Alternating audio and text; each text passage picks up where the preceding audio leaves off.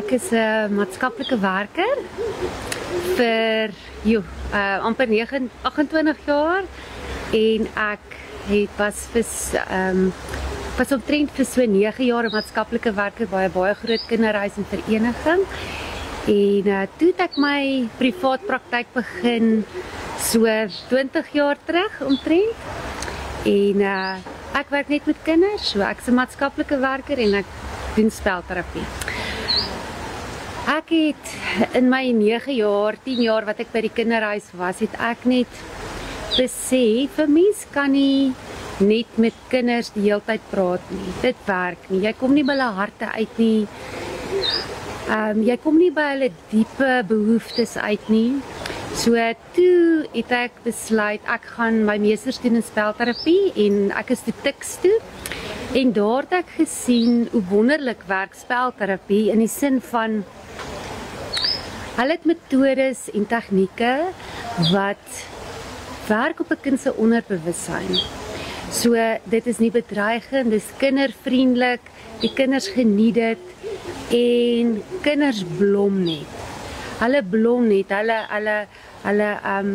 hulle kan regtig hulle self wees en jy kan soveel behoeftes en ek wil amper sê needs agterkom wat kinders regtig het, wat 'n ou kan baie meer effektief aanspreek met terapie. So dit werk soos 'n bom. Dit werk regtig soos 'n bom. Vir my is neurodiversiteit, dit is hoe 'n kind sy wêreld om hom beleef en hoe hy inpas in daai wêreld om hom. Jy weet, skool, werk, maatjies, huislike lewe, selfbeeld. So dit is hoe 'n kind homself sien en hoe hy die wêreld om hom beleef. So nou kom mamas en papas en hulle ervaar, hulle kyk nou uit 'n ander oogpunt na hierdie kind wat so in hierdie wêreld funksioneer en hulle begin sien maar my kind doen dit en dit en dit is nie soos die ander kinders dit doen nie. En dan wonder 'n ou, maar wat doen ek verkeerd? Wat is fout met my kind? Waar het ons dit nou? So daar's verskillende goed van neurodiversiteit wat 'n ou nou kry, soos byvoorbeeld sosiaal. Sal kinders byvoorbeeld sukkel om oogkontak te maak.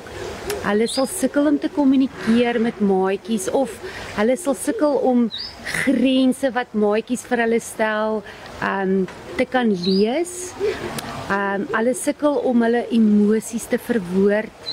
Weet so daar's 'n klomp uitdagings wat sosiale kommunikasie betref. En dan as 'n mens kyk na skool, dan sukkel kindertjies om stil te sit. Hulle sukkel om opdragte wat juffrou vir hulle gee uit te voer of maatjies vir hulle sê in 'n groepsverband, hulle kan dit nie doen nie, of hulle sukkel daarmee. Ek sukkel om die opdragte reg te interpreteer baie keer. Ek sukkel ook om my wêreld om my te organiseer of ek is hyper netjies oor alles. Ek wil alles die hele tyd uitvee. So daar's 'n klomp goed wat met skool wat vir kinders 'n uitdaging is. En dan kry jy ook wat my persoonlike sorg betref, sukkel daai kindertjies baie keer om te eet.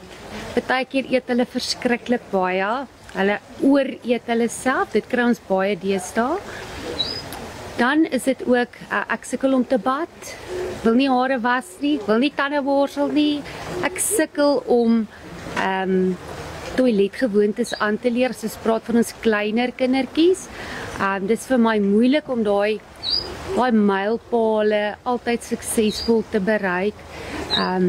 En ja, persoonlike sorg is ook baie keer vir 'n kind moeilik om myself te handhaaf. Die oomblik as roetine 'n bietjie verskil, dan kan ek dit glad nie hanteer nie. So dit is verskillende uitdagings. So die kindertjies wat na my toe kom, is 'n groot verskeidenheid van wat ek nou net genoem het. Jy weet, in ons vinnige samelewing is ouers nie altyd so betrokke nie. Dit is nou maar, daar's net nie tyd nie. So So kinders betaal die prys van ons vinnige samelewing, maar ouers wil help. Ouers is bekommerd. Elke ouer wil die beste vir sy kind hê. So baie van die uitdagings wat by my aankom is kinders met emosionele uitdagings, kinders wat emosioneel glad nie kan cope met ons samelewing nie, kinders wat regtig groot uitdagings het, ouers wat hulp nodig het om hulle kinders te hanteer, om hulle kinders beter te verstaan. As jy daai ou lyfie verstaan, dan kan jy soveel beter besluite neem en jou kind effektief help. So dit is waar ek inkom, om daai ouers regtig te bemagtig, om 'n toolbox vir hulle te pak en te sê, as ons hande vat, kan ons baie ver kom. So daar's baie hoop. Baie navorsing word gedoen. So die lekker daarvan is, 'n ou kan lekker vir 'n ouer ingeligte inligting gee wat hulle bemagtig, hands-on tools, soos die Engelse kan sê, wat die ouers, as hulle uitry, dadelik kan begin toepas in die kar. So daar's baie lekker praktiese vaardighede wat 'n ouer kan toepas of kan bemagtig, maar ook 'n kind ook. Lekker goed wat 'n kind kan help om myself te help as mamma en pappa nie daar is nie, as juffrou nie daar is nie. So dit is eintlik die einddoel, dat ons ouers bemagtig en kinders ook. Vir my is daar altyd 'n wonderwerk wat plaasvind as 'n ou hande vat. So as 'n juffrou ingelig is, wat baie tyd saam met 'n kind spandeer, as 'n ouer hande vat, met 'n terapeut en 'n onderwyser, as ons almal hande vat, dan kan ons daai kind baie beter ondersteun. En daar's soveel kundigheid. Daar's soveel kundigheid. 'n Ou moet net nie dink ek is die enigste een wat so sukkel nie. Daar's soveel vaardigheid wat ons met mekaar kan deel.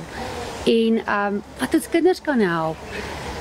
Mens moet net nie skaam wees of dink nee man, dis net ek wat so dink nie. As ons hande vat, gebeur regtig wonderwerke. En daar is hulp. Daar is regtig hulp hier in ons dorp. Is daar hulp? Of as ons nie weet nie, dan vra ons. Ek wil net sê, kinders word verskriklik gedruk vandag. En ek het 'n vreeslike groot bekommernis in my hart dat ons eintlik sit op 'n tydbom. Kinders wat baie gedruk word vir prestasie gedruk, baie prestasiedruk, baie alles moet vinnig wees. En in die proses, ek praat nie eers van sosiale media en ons ouers wat so baie op die fone is nie, maar in hierdie proses is ons besig met 'n generasie wat 'n klomp vaardighede nie het nie. En ons het, vir my voel dit baie keer, ons is besig om met oogklappe aan.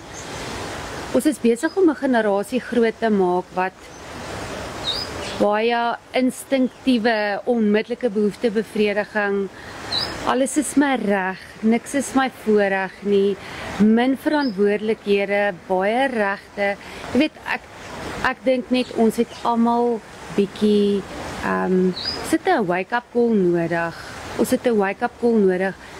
Ons moenie net kinders meet aan prestasie, aan die beeld wat ek sien nie. Ons moet meer belê in ons kinders se diepe mens wees. Daai diepere waardes en diepere normes. En dit is vir my 'n groot dit is vir my regtig 'n groot bekommernis in ons kinders vandag.